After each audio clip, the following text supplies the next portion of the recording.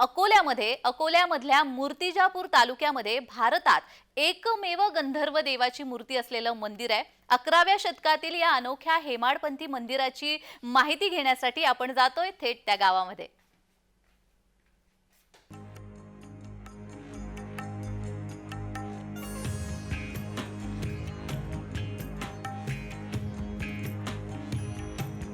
आपण आहोत मूर्तिजापूर तालुक्यातील राजनापूर खिनखिनी या गावात। या गावात जे आहे ते हेमाडपंथी मंदिर आहे। त्या मंदिराचं वैशिष्ट्य काय आहे ते आपण जाणून घेऊया। पंचक्रोशीतील भाविकांचं श्रद्धास्थान असलेल्या या राजेश्वर शिवमंदिरासमोर 6 फूट उंची असलेला दगडी गाढव देव आकर्षणाचा केंद्रबिंदू ठरतोय। विशेष म्हणजे या दगडी गाढव देवाच्या मूर्तीवर चंद्र आणि सूर्य तसेच गाढव यांचे संयोग चित्र रेखाटलेले आहे। हा गाढव देव मंदिरासमोर आला कसा, या देवाची स्थापना कोणी आणि कधी केली याची कोणालाच माहिती नाहीये। मंदिरातच 11.5 शिवलिंग आहेत। तसेच राजेश्वराचं मंदिर हे 4 टणक दगडी पाषाणावर हवेत उभे असल्यासारखं आहे। 200 फुटाचा उभा सभा मंडप आणि भुयार 4 दगडी खांबावर उभा आहे। मंदिरातील दगडावरील कोरीव काम मनाला भुरळ घालतंय। मंदिराच्या शिवलिंगाखाली एक विहीर आहे आणि त्या विहिरीचं तीर्थ घेण्यासाठी भाविकांची गर्दी होत असते। विशेष म्हणजे नागपंचमीला त्या मंदिरात नागाचं दर्शन होतं, अशी माहिती मंदिराचे सदस्य रुपेश कडू यांनी दिली आहे। या भारतामध्ये एकमेव असं हे गंधर्व देवाचं इथं मूर्ती आहे आणि भारतात कुठेच अशा प्रकारचं गंधर्व देवाची मूर्ती आढळत नाही। त्यामुळे भारतातून हजारो भाविक या गंधर्व देवाच्या दर्शनासाठी येतात। आणि जे राजेश्वराचं मंदिर आपण मागे पाहत आहोत हे मंदिर 11व्या शतकातलं मंदिर आहे आणि हेमाडपंथी शैलीतलं आणि तणक दगडात कोरीव काम केलेलं मंदिर आहे। राजेश्वर असं या मंदिराचं उल्लेख असून विदर्भातलं ज्योतिर्लिंग म्हणून या मंदिराला ओळखलं जातात। आणि विशेष म्हणजे नागपंचमीला इथे 100% नाग निघतात। ती एक अंधश्रद्धेचा विषय म्हणूनही मंदिराकडे त्याकडे पाहण्यात गेलं, परंतु ही खरी घटना आहे। आम्ही इथले गावाचे गावकरी आहोत आणि नागपंचमीला इथे नाग निघतातच, हे सुद्धा या गावाचं विशेष आहे। म्हणून राजनापूरला पुरातन गाव म्हणून एक ख्याती प्राप्त झालेली आहे। राजनापूर ही मूर्तीचं माहेरघर म्हणून ओळखलं जाते विदर्भामध्ये, अशी या गावाची आख्यायिका आहे। राजनापुरात गंधर्व देवाची ओळख गाढवदेव, गधादेव अशा नावानं आहे। 11व्या शतकातील हे मंदिर अतिशय पुरातन काळातील आहे।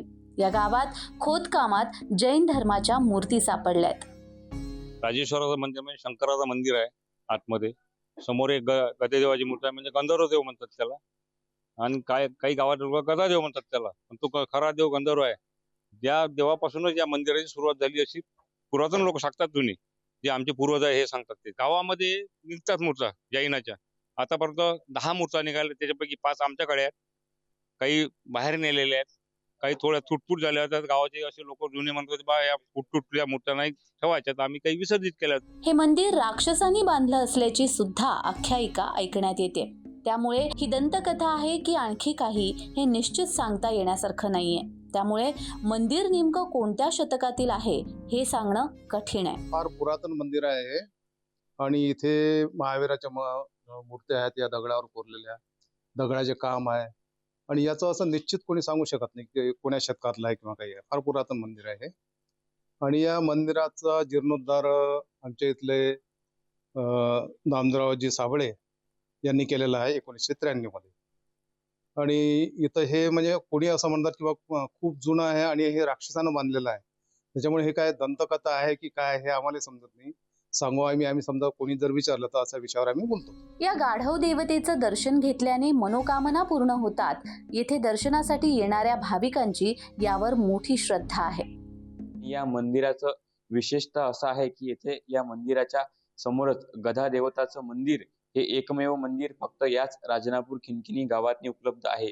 मी येथे दर्शनासाठी आलो असता या मंदिराची संपूर्ण पाहणी केली असता येथे असं मनोभावे असं करणारं दृश्य या मंदिराचं आहे। या मंदिरातनी जे खांब आहेत हे कोरीव खांब आहेत। त्याचबरोबर या मंदिरातील जे पिंड आहे या पिंडीखाली पाण्याचा झरणा सुद्धा असल्याचे येथे मला नागरिकांनी सांगितले आणि येथे येऊन माझी जी भक्ती आहे ते पूर्ण होईल अशी माझी इच्छा आहे। असा हा दुर्मिळ ऐतिहासिक ठेवा आपल्याकडे असतानाही त्याकडे दुर्लक्ष होतंय। पुरातन असलेलं हे मंदिर अनेक सोयी सुविधांपासून उपेक्षित राहिलंय। स्मशानभूमीवर वसलेलं राजनापूर खिनखिनी गाव तितकंच पुरातन आणि इतिहासाची साक्ष देणारं इथलं महादेवाचं मंदिर। पुरातन मंदिर आणि महाभारतातल्या कर्णच्या वंशजाचं लष्कर स्थळ म्हणून ओळख असलेल्या राजनापूरला मग तुम्हीही नक्की भेट द्या. वर्षा मोरे, जय महाराष्ट्र न्यूज, राजनापूर, अकोला.